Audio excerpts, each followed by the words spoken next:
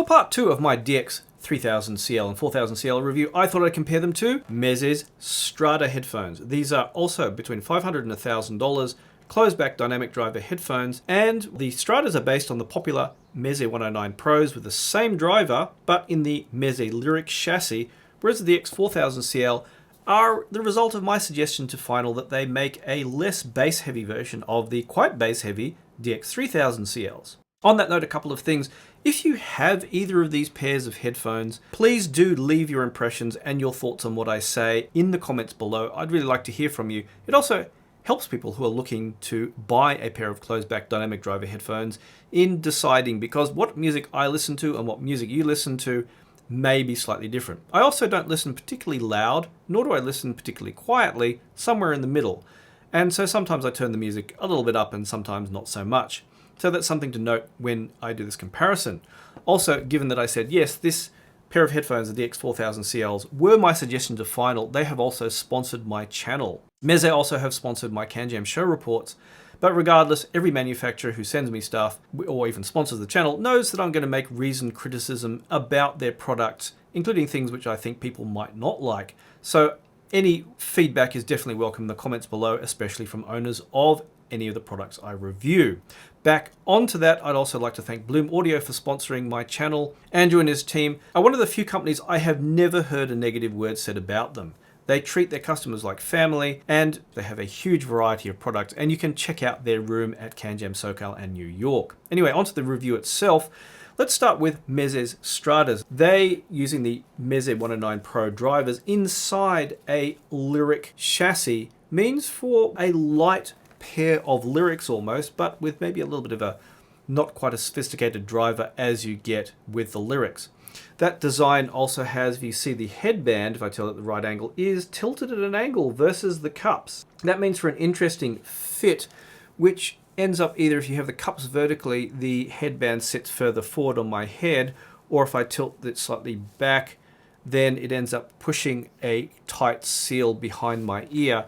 It's a slightly interesting design, and it's a little bit odd, but the quality materials is fantastic, and everything down to the ability to repair and recycle the headphones has been thought about by Meze, as well as keeping it beautiful and functional. The DX4000CLs are based on Final's headphone designs like the Sonorous series, but use a kind of wet look plastic to keep the price down, obviously. And interestingly, the only pair of headphones I know that have cups that rotate slightly like this. They have very, very, very thick ear pads, which I think that large contact patch is going to end up being a little bit sweaty in the warmer months, or if you have a warmer room. So maybe that's the only discomforting factor. Also, they come, unlike the DX3000CLs, with the D8000 Pro cable, which is otherwise considered an expensive upgrade cable, which I think is really overkill for these headphones. And I would have rather they had made the headphones cheaper and used the DX3000CL cable. I often use something like a FIO cable or something else made of copper, and I'll talk about that later in the review, but it's a little bit heavy and ungainly for what are essentially high-quality plastic headphones. So as far as ergonomics go, I can't see that one is necessarily better than the other. The Stradas are a little bit smaller and easier to manage, whereas the DX3000s are bigger and chunkier.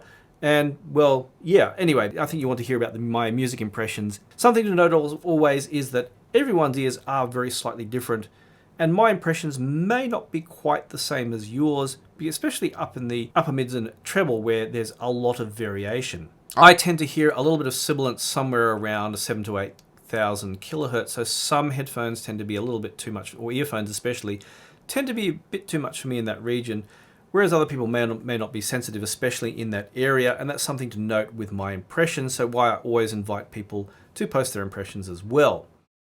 Starting with the DX4000CLs, I plugged them into the Cord TT2 and M scaler, and that's also because the stock cable, when Meze sent me the Stradas, I only had the single-ended cable sent, and that's because they didn't have the 4.4mm cables at the time. But so I ended up putting on the upgrade cable on them. That also brings the price up sort of in parity to the DX4000CLs, but I don't think it makes any significant difference in this comparison as it does between the sound signatures of each headphone, which, well, starting with John Lee Hooker's Serve Me Right to Suffer through the DX4000CLs, I found that the presentation had quite a bit of mid-bass warmth. Now, it doesn't have quite as much mid-bass as the DX3000CL, but still it is warm of neutral with that quite present mid-range that makes it very easy to enjoy things like the crisp percussion and sharpness of guitar notes,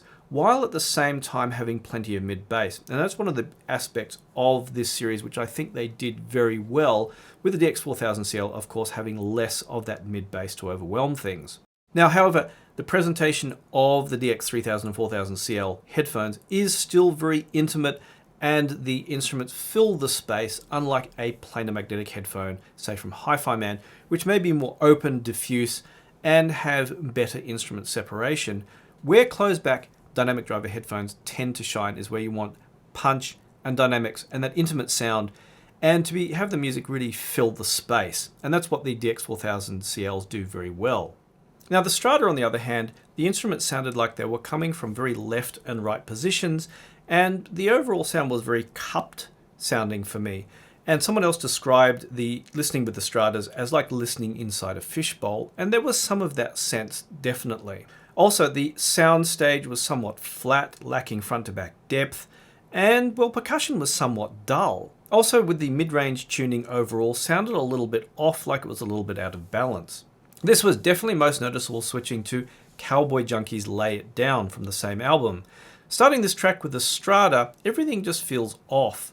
The bass is present, but it's just flat. The mid-range sounds like it's coming out of a radio speaker somewhat, which, yeah, that sounds pretty terrible. But yeah, the treble was just not so great. Maybe only the cymbals came through very well, but when other instruments started coming in, they were just overwhelmed with all the other instruments drowning them out. The guitar solo also came through somewhat vaguely, like there wasn't good instrument separation and imaging, and I just, in the end, gave up entirely listening with them. DX4000CL, on the other hand, well, it does the mid-range better. And while it does have too much drone in the bass really to be ideal, I mean, it's definitely not a neutral headphone, it is definitely way more listenable with that kind of music. It doesn't lack congestion. Of course, it has a more intimate presentation, which, like I said, fills the soundstage with music rather than what you get with a planar headphone, where you hear each instrument and a clear delineation, especially if you have pretty good gear. But overall, this sound presentation made way more sense. The next track, I'm going to have trouble pronouncing the name, Santi, and it was Tugce, I don't know how to pronounce that. It's very V-shaped through the DX4000CLs with thumping bass and very sharp treble, with that piano coming through a little bit too much. Now, something I noted in the DX3000 and 4000CL review is that the Final Audio cable, especially on their IMs, their silver-plated copper cable, tends to enhance the treble a little bit too much. A bit more than I really think is good. And on something like the A8000 IEMs, I actually switched to a copper cable instead to damp that down somewhat. And I actually reckon that the DX4000CLs would have been better with the DX3000CL cable anyway. Now, this track actually is one where I felt that the Stradas worked out better. Because there is already a lot of bass in the track, it filled out the soundstage nicely with the Stradas, and the overwhelming bass was where it was a little bit too much of a good thing with the DX4000s. It balanced things out nicely with the Stradas. So I reckon the Stradas might work well if you're listening to a lot of music which has strong bass and where soundstage depth isn't so critical. Despite that, the mid-range does still sound a little bit off and wasn't quite right, as it tends to be better with the actual 109 Pros that use the same driver. Now, as my tradition goes of unintentionally finding tracks with very oddball names, the next one is My Morning Jacket's Touch Me I'm Going to Scream Part 2. Now, the bass through the Stradas was, a bit thin. However, the vocals came through, this is going to sound bad, sounding like you were listening through a PA system kind of thing, or more like I'd be listening through my iMac speakers, which, albeit are very good speakers, but yeah. And that presentation was just purely irritating. No, it just didn't work. Whereas the DX4000CLs, it presents it more, not quite as wide, it's narrower and more intimate, but it's deeper. You can hear a depth to the soundstage, and the overall sound isn't overdone. Whereas the Strada, the music sounds like it's being shouted at you, or the vocals sound shouted at you, whereas the vocals sounded more relaxed through the DX4000CLs. Now, lastly, Spoon's The Underdog. That has actually been remastered, incidentally, but the DX4000CLs come out strongly with this one. This is where these really shine with music like that. Still thicker and more intimate, but thicker and more intimate to me works very well with Spoon. The Strada, on the other hand, yeah, that mid-range was just f***ing annoying, to be honest, and no, it just did not work at all. There was not enough impact, not enough of anything really. It just seemed to be all mid-range.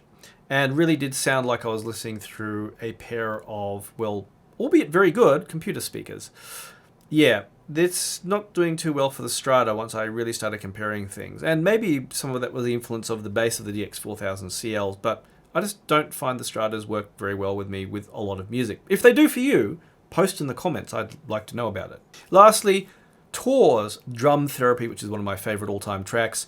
Yeah, the Strada just doesn't have much impact with this. It just sounds like you're listening, again, through a pair of PC computer speakers, which, good ones.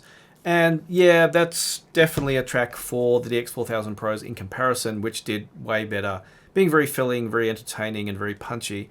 So in the end, for me, between these two pairs of headphones, yeah, the DX4000CLs, if you don't mind that very intimate soundstage, if you want elevated bass, punch, and fun, then they definitely win out. Whereas the Stradas, yeah, if you do have very bass-heavy music, they could work out. But the mid-range just sort of, yeah, wasn't done too well with these. The mid-range fails. And that's a bit of a shame because I really like what they've done with all of their headphones, but that seems to be a bit more of a miss for me. But again, if you have either of these headphones or you've tried them and you've had good luck or bad luck, let me know in the comments. And always, thanks once again to Bloom Audio, and also thank you to Final also for sponsoring my channel.